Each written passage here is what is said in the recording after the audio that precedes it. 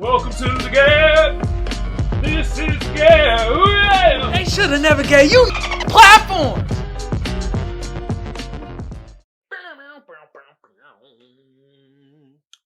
What's good with y'all out there? Another episode of the G.A.B.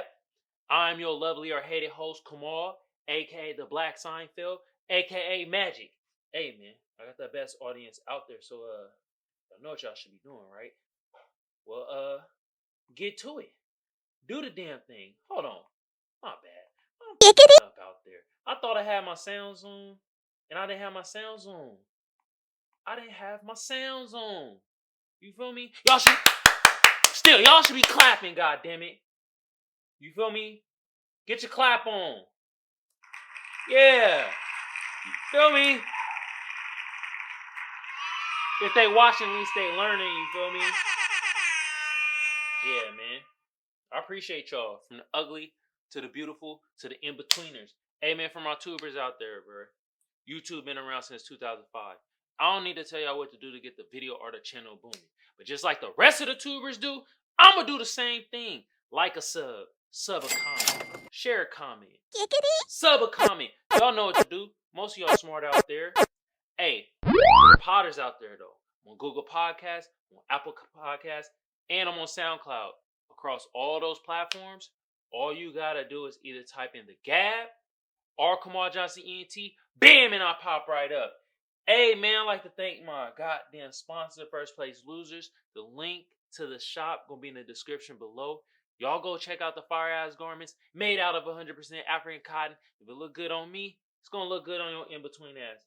And let's hop right into it. And today, I just gotta talk about what been on my mind, what I've been seeing a lot, and also shout out to Dewan B. He had a broadcast about this, but I'm gonna give my own spin to it. And I do feel like this. I don't know what the hell is going on, but I feel like this in my heart. Us as black people, we get hit from all sides, and I know it's kind of always been like that, but it feels like it's exacerbated. And I know some of y'all like, exacerbated? What the What? Did you speak in English, nigga? Are you even saying words? Exacerbated means it is inflamed. It is out of control. It is getting ridiculous. Yes. And the sources I get this from, hell, my life, social media, damn everything. And I know you're asking like, what do you mean by like hitting from all sides? It's hitting from media, how we're depicted, from relationships, how the depiction of black love is like either it doesn't get promoted, or only time when it comes to relationships that we get promoted is when we're being detrimental towards each other. It's even asked in my life. Like I remember I just went to an event, and I was at an event, and this black woman, like I went over to talk to, this group of ladies and shit. I was going over there to ask like, oh, where they from, and are they having a good time at the event? And one of her first questions she asked me, black chick, was, oh, why do you why is all the black men that seem coupled up, why they're not with black women in the party? First thing I'm in my head was more of like, why the you asking me that? Am I not a black man? Am I invisible? I'm coming over to talk to you, to engage in conversation, and you ask me that. So it made me, one, feel like I wasn't even a black person. You feel me? Two, it's like, why the you asking me? She came to the event with a white chick. Ask the corporate. Ask her ass and what black men is freaking saying to her. You feel me? That's just one aspect I'm saying. I'm like, when it comes to like relationships, how we getting hit, then we getting hit in the media. What I mean by this is, I don't know if y'all probably done heard already, this person named American Cholo. He has a platform on 106, one of them radio stations in LA. Who gives a fuck?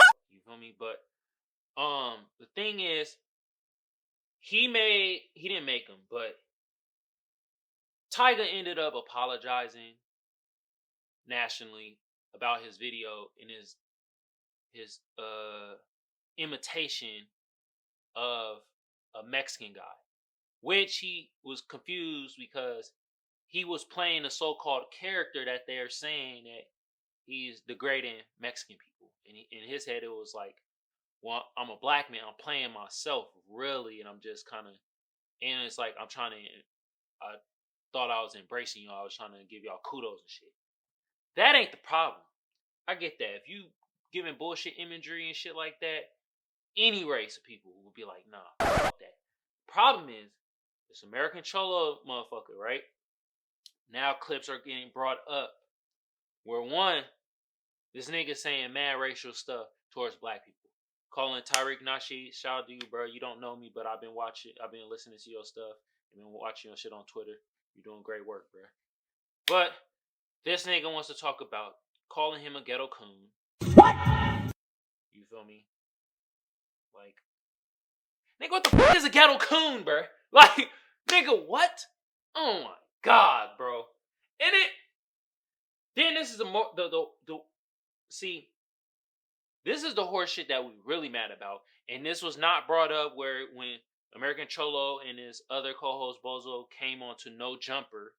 And they were mad at Adam 22 because Adam 22 was basically saying, yo, y'all spewing racist shit, bro. And like, we ain't really appreciating that shit over here. But the thing about it, and this didn't get brought up. And this is the main thing we mad about as black people. You know, we mad about the whole saying shit and word, but those is words. Fuck that. What we mad about is you on your fucking platform going up there saying that Native Americans and Mexicans deserve reparations before black people. First of all, dumb if you know history, Native Americans done got their reparations, but they need more. But they done got land, even though them white honky motherfuckers gave them the shitty land. They still got land, which they build casinos on, which they're getting their goddamn reparations from. Okay? So shut the up about that bullshit. Second of all, when it comes to Mexicans, you look it. I love my Mexican people, but you know, as with all types of group, we have dumb. And this dumb said Mexican people deserve reparations. First of all, as Mexican people, y'all came over to America willingly. Y'all weren't slaughtered out your fucking land in America, nor were you taken from your homeland and put into America. Native Americans, they got their land taken from them. They were hoodwinked, they were tricked, and they got slaughtered. Black people were taken from Africa and brought over here to work as slaves. Mexican people, that didn't happen to y'all. Y'all came over here willingly. So reparations ain't in the question for y'all. And the reason why we pissed about this shit, because we just want y'all to, like, it's not all y'all. But it be some of y'all. You feel me? And I can't even say Spanish people, because this is specifically coming from Mexicans. Y'all spewing this fucking bullshit about us having reparations, talk about protesting and stuff like that, and like protesting us getting reparations. Just shut the fuck up. Leave us the fuck alone when it comes to that shit. Hell, y'all want to be a part of us and love our culture and all that shit, and this is a thing that we really fighting for and really need. Why y'all in the way, bro? Why?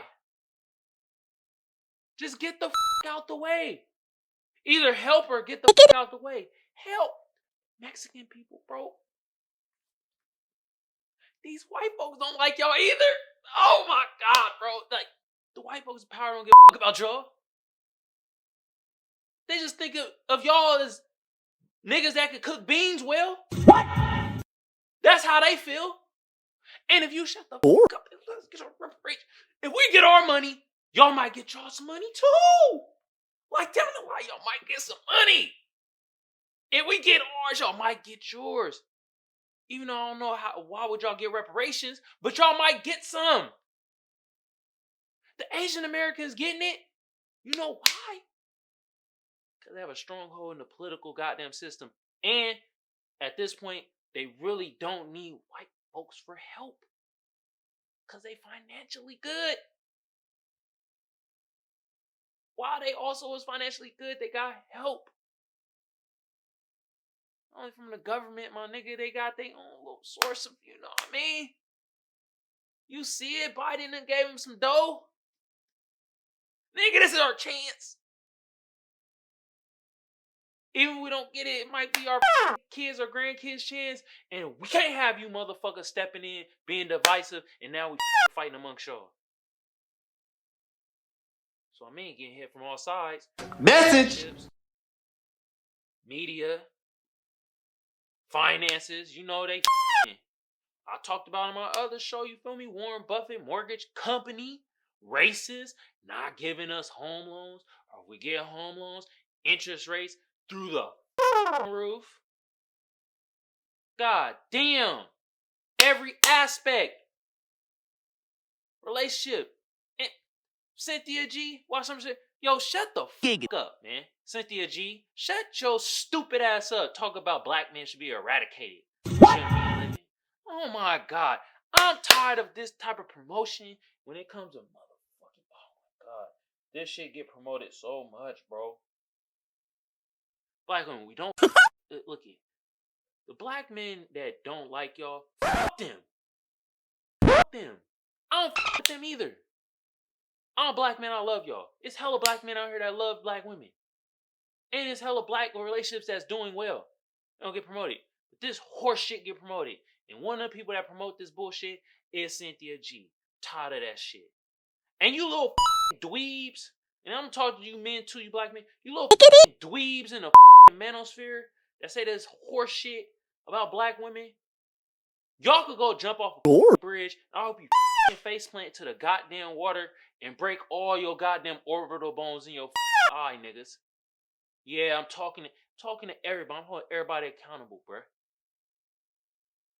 I'm tired of us black people getting hit from all sides and all aspects, and this shit is getting on my goddamn nerves. Even in our goddamn culture, niggas each over and shit. God damn, the music industry giving other black people bad contracts, not working with each other, y'all shitting on each other in public. All these rappers getting killed. Man, bro, I could go on for days when it comes to this shit, bro. For days, bro. How we getting hit on all sides, bro. It don't really get talked about it that much, you feel me? Like I said, I stated earlier, shout out to Dewan B. You feel me? He had a broadcast earlier. He came at it with his spin on it. Y'all go check out the brother channel, Dewan B. DWANN. Space B. Tariq Nasheed. I mean, these brothers don't know me personally, but I've been, watching their content. They're talking about this, how we getting hit from all sides. Even from the goddamn immigrant black people that come here, bro. We get hit by them motherfuckers too. They talk shit about us. Talking shit you're crying about reparations. Just do it on your own. What the fuck you think we've been doing for years, nigga? You think we just sitting on our fucking ass? No. That's just what the media depict of us as black people. Black people that's from here. Our FBA. Foundational Black Americans. And don't get me wrong, I just learned that term motherfucking last year. But as soon as I learned it, I started learning more and more. I'm starting to understand. I'm like, okay. Yeah. They depict us as lazy, degenerates, hypersexual. Nigga, they ain't.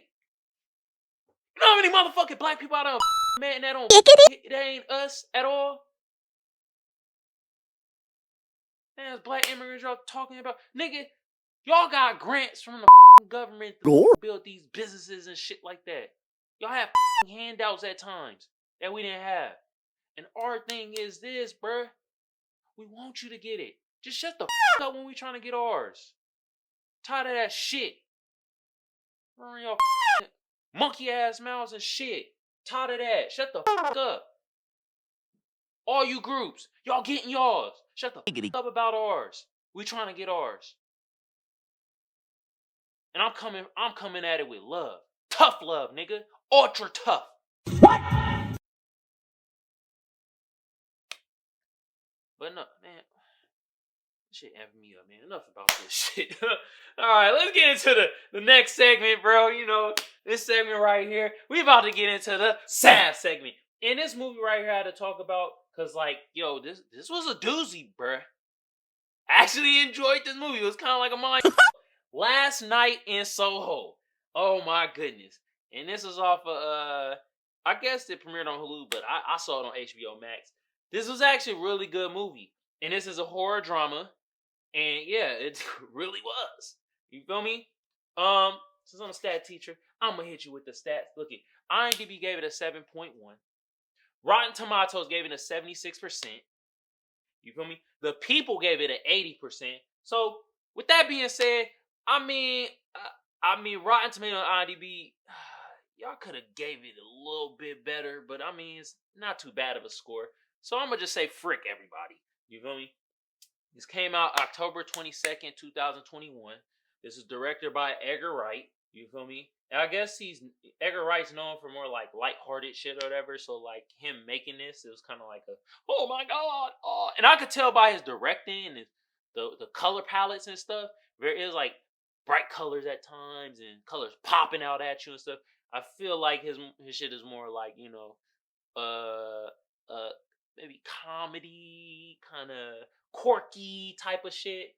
But essentially, oh yeah, and then the actors they had in here too, they did their thing. They was really good actors. I didn't know none of them, but the way they acted was really good. They had you know, Anya Taylor-Joy. She was Sandy.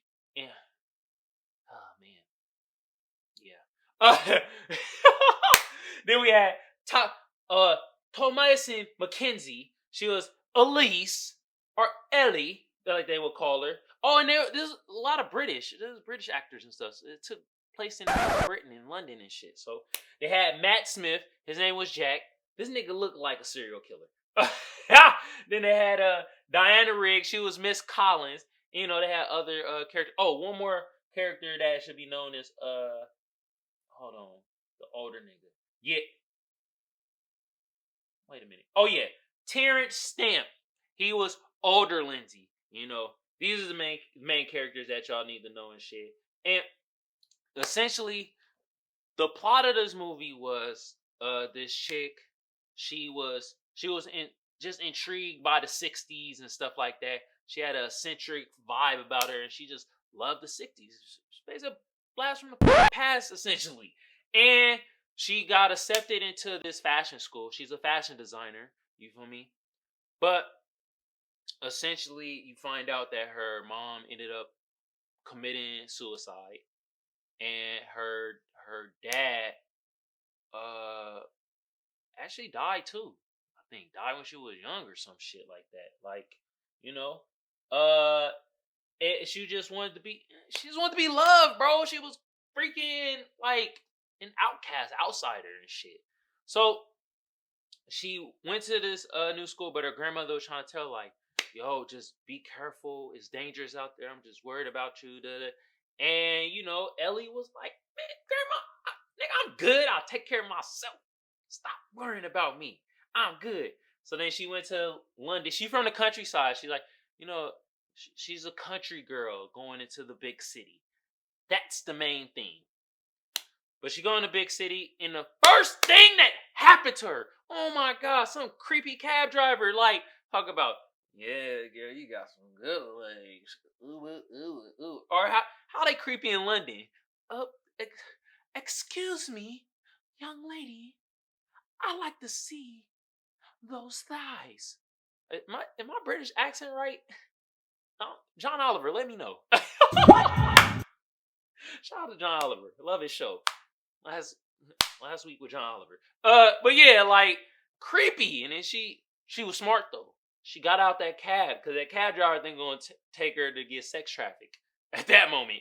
So then she did that. She get to her dorm, new school, and she meet her roommate. Her roommate basically was like tricking her because like she was acting all open and like she was cool with her and stuff like that. And the roommate is played by I think Margaret Nolan. Yeah, it is Margaret Nolan. Her name is La Barmaid. She sounds like she got a villain name. But yeah, she was being cool and they like she was opening up to her and stuff and then saying like, yeah, my mom, died too and this and that. And like, Ellie at first thought was like, okay, everything cool. I got a cool roommate and stuff like that.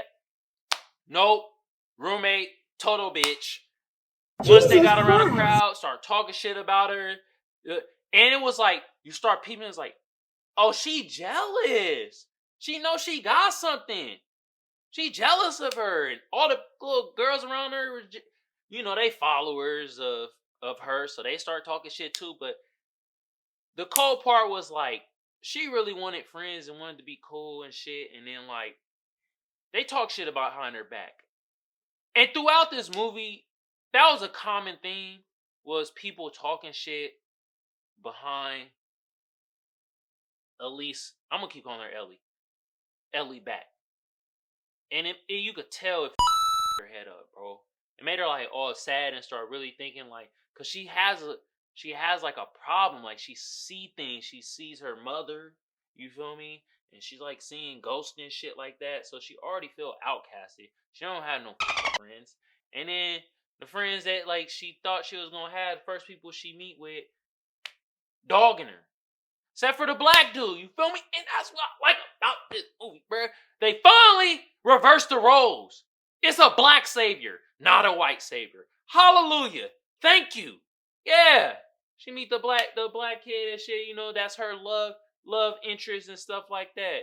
And he just trying to help her out, bro. Damn. But he get killed though. Damn. Horror movies. They stay killing black people fast. Damn. They kill it. If we black in the horror, I think it was the only black dude in the movie and he still got killed.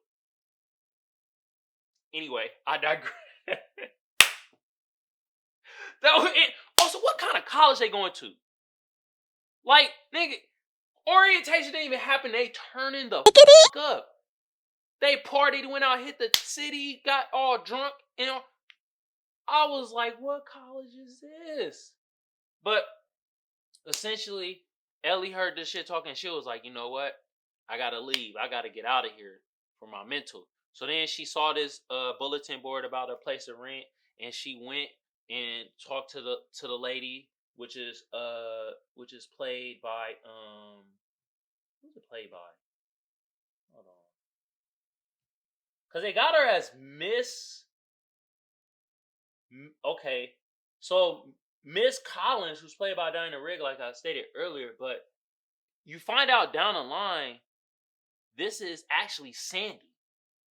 That's the doozy. But called and was like, I need a place to stay. And then Miss Collins was essentially, she was like, okay, this is an old spot. Look at no boys past 8. You feel me? And at first you wonder like, but then you understand why down the line she has that rule. And she was just like, yo, be cool, pay your rent. I need 2 months worth of rent, 2 months worth of deposit, which I'm like, Jesus Christ. But Ellie got it though. You feel me? And like she happy as hell, and essentially she's like play this music, and she falls asleep, and she has these lucid ass dreams, and it's true because like I play music when I sleep, and essentially it helps me out with my PTSD and shit. And I've been playing music since I was a little kid to just help. It helps you fall asleep, but not only that, the music get in your dreams and you start really thinking like the time frame of the music at times. And that's what happened with Ellie. And this is when like Sandy character comes into play. And it feels like Ellie's spirit is within Sandy, and it's like they're interconnected. And like, Sandy, and then you start seeing about Sandy life because it's actually a real person, like I mentioned earlier, spoiler alert, that actually Miss Collins is Sandy. So she start dreaming, she start feeling good and stuff like that. And Sandy is an inspired singer. She comes to this spot where it's known for big headliners and stuff. So she come in there and this is where she meets Jack. And Jack is a supervillain.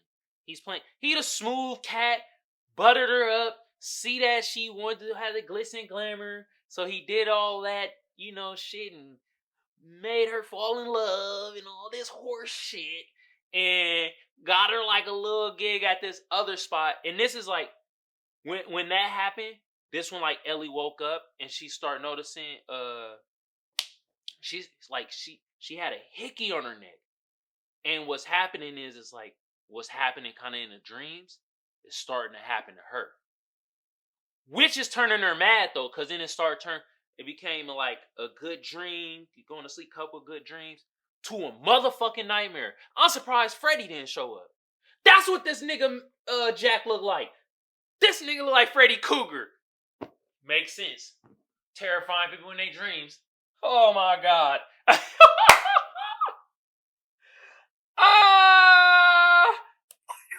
Oh, snaps. I put two and two together. Bam!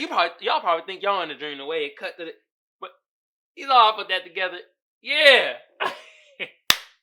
So then Ellie started like, she's still having trouble in school and stuff like that, but she's starting to find a footing for herself. She's starting to find a home, and her grandma keep calling her and stuff like that.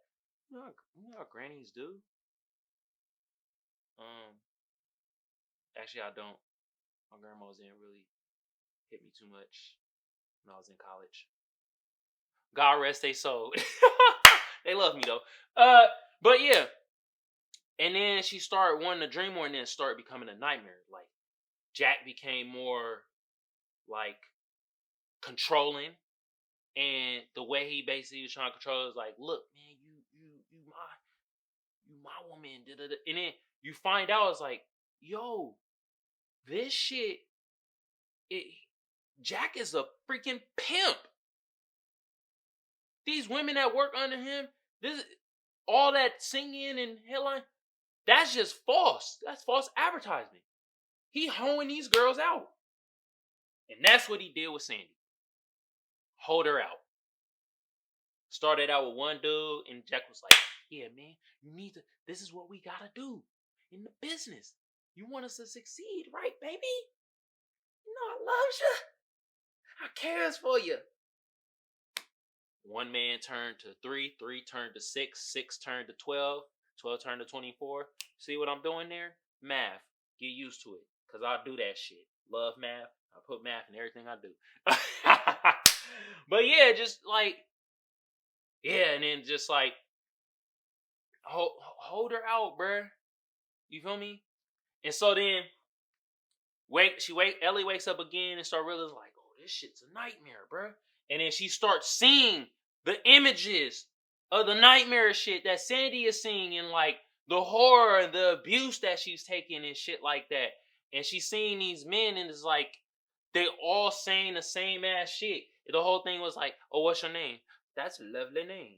That's a lovely name. That's a lovely name. And then it started coming like Ellie starts seeing these faceless men. And that's how Sandy's seeing them, like, these motherfuckers are faceless. They're all the same. They're all creeps. And Jack is king creep. But he getting buku bucks from this. Destroyed another young woman's dream in life. But then, in Ellie world, she started bumping into this dude, and played by Terrence Stamp. And this is older Lindsay. And older Lindsay essentially, like, Ellie at first think that Jack is older Lindsay and is the killer and stuff, and went to the police to talk about it. And like the shit that she's seen in her dreams, like buildings and stuff like that, she's starting to see it in real life. And like one of the spots was like the realtor or whatever, and that's where essentially the whorehouse is at. But they also have Talent Entertainment. It's still a bar though, but it's not a whorehouse. So but yeah. Then come to find out, Lindsay actually is a detective and was the one following the case and trying to stop this shit. And once like Ellie finds this out through Lindsay, Lindsay gets smacked by a goddamn car, get his ass hit. You feel me? It's like, Sure. damn. And Ellie don't find this out through like she gets another dream, and then she's like, go back to Sandy, because like essentially through the dream, Ellie only sees herself through reflections through the mirror. But then Sandy stopped looking at herself in the mirror. She started feeling ugly. She start not feeling like herself. She stopped looking at herself in the mirror. Stopped feeling confident. And that shit shows that. It shows that in the movie, man. You feel me?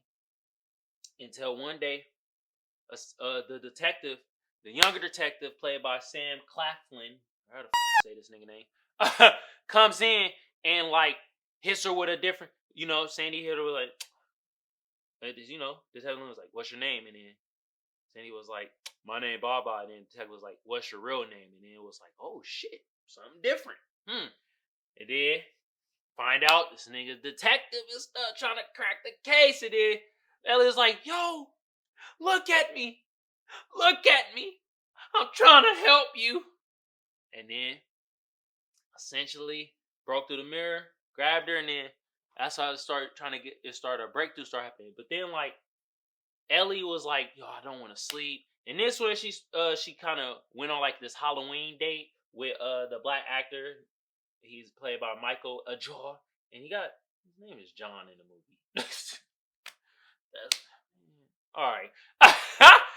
But yeah, they went to some Halloween party thing, got wasted, came back to Ellie's spot or whatever, and then they started trying to have they little relations, cause essentially like Sandy is starting to get into Ellie's spirit and vice versa, and it's driving her mad because like she's creating this this dress and shit and creating sketches of Ellie and stuff, but she's seeing images and she's seeing these dead people, and she's seeing these ghosts, and then she's losing her mind because her dreams are turning into nightmares. And that's what kind of happened when her and John started to have relations. She starts seeing these and she's like, no, get the fuck away. Ah! And John was like, bro, I'm just trying to help you.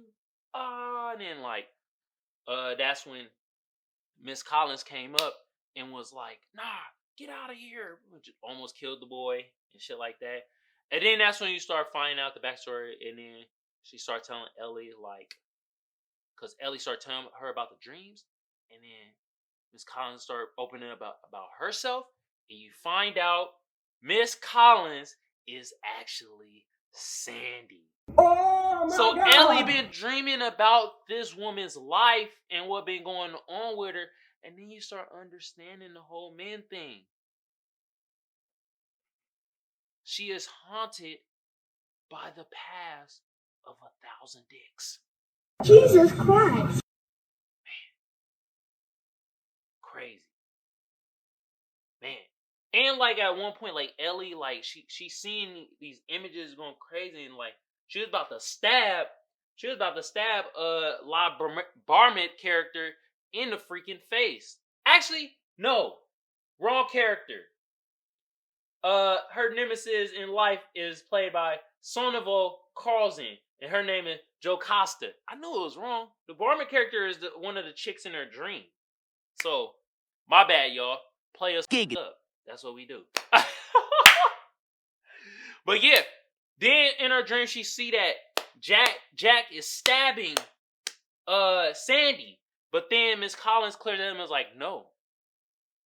Jack didn't stab me. I killed Jack in this room, in this bed. And that's why she having them dreams. It's all connecting. She's like the one. What's those things called when it's not like Miss Cleo, but it's like a what is this? A messenger or what? Oh my God, it's gonna come to me right when I think of it. A medium. She's a medium. Ellie is like a medium. She feels these things and people in their spirits and all that shit.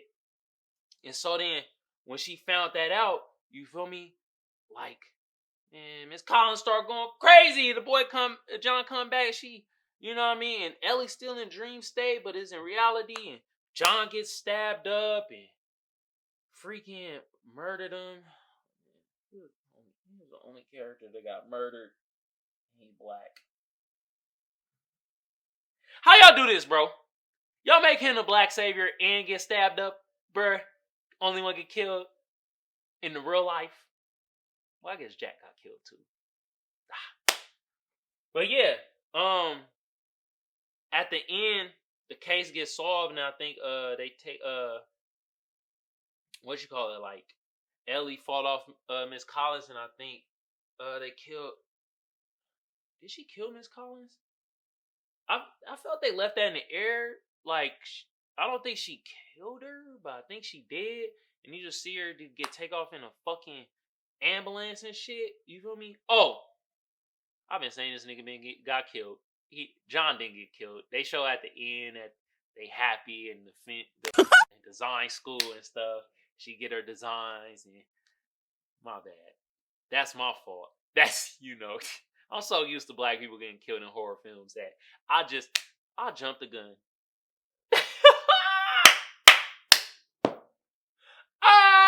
Yeah. But yeah, they all happily ever after, and Miss Collins dead, and that's the end.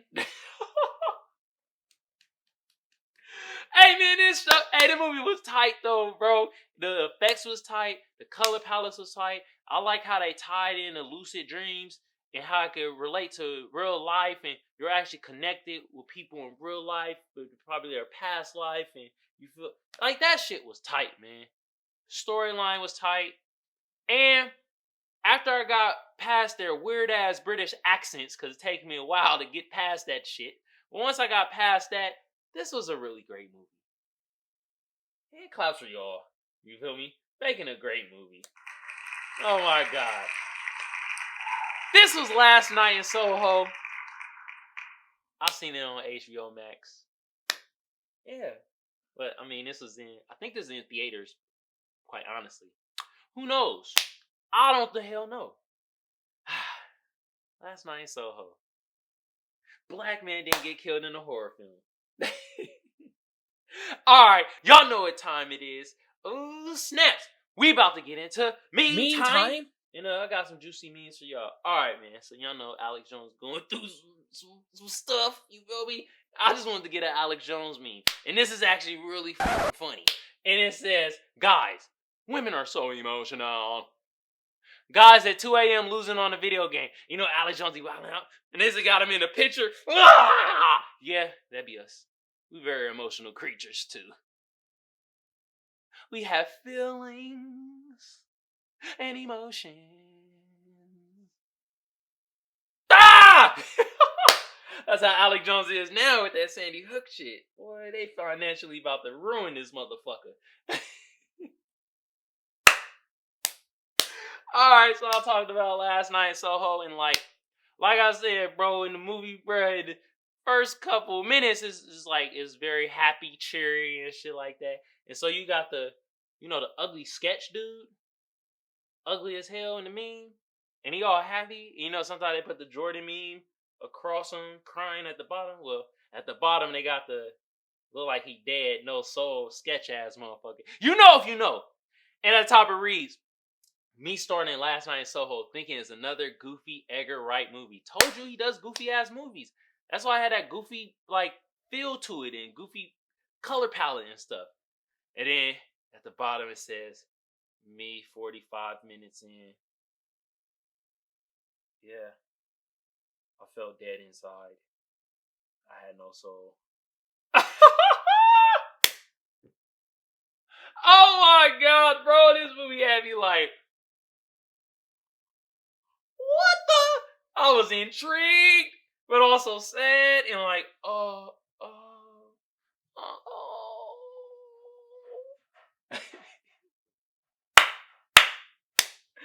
Alright, I got another meme, and I just thought this meme was funny. It had Shrek, and he just chilling in the mud pool. He was in the pool. And then it says on the top, when you realize even the end of the world is made in China. Jesus Christ. Hey, China, please don't cancel me, bruh. I want to go over there one day. Don't have me on the blacklist because I have a meme.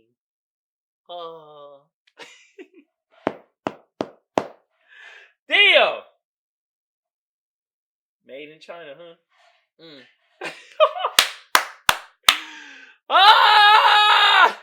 Alright, man. Get this out of here, man. Hey, man. I hope y'all appreciate the show like I appreciate y'all. I got the best audience out there, even if y'all ugly as hell, or if y'all beautiful snobs, or if y'all most like how most people is, in-betweeners. Give yourself a damn hand clap. If they watching, at least they learning. Let's get it. Woo! Another episode of the G.A.B. I'm your lovely or hated host, Kamal, a.k.a. the Black Seinfeld, a.k.a. Magic. You feel me? I like to thank my damn sponsor, First Place Losers. Link to the shop gonna be in the description below. Y'all go check out the fire garments made out of 100% Indian cotton. And if it look good on me, it's gonna look good on your in-between ass. Look, man, for my tubers out there. YouTube been around since 2005. I don't need to tell y'all what to do to get the video or the channel booming. But, just like the rest of the tubers, I'm gonna say the same thing. Like a share a comment, comment a sub. Hell, sub a comment, sub a share. Y'all know what to do out there. Most of y'all smart. You feel me? For my potters though, I'm on Google Podcasts, I'm on Apple Podcasts, and I'm on SoundCloud. Across all those platforms, all you gotta do is type in the G.A.B. or Kamal Johnson ENT, bam, and I'll pop right up. Yeah. On that note, y'all have a good day, evening, whenever y'all consuming this content. Have a good one of it. You feel me? I'm about to be out. Peace out, y'all. Yeah, man. Tired of us getting hit on all sides. And how the f*** you gonna say that we don't deserve reparations? American Cholo, shut the f*** up. This was G.A.B. This was G.A.B. Ooh, yeah.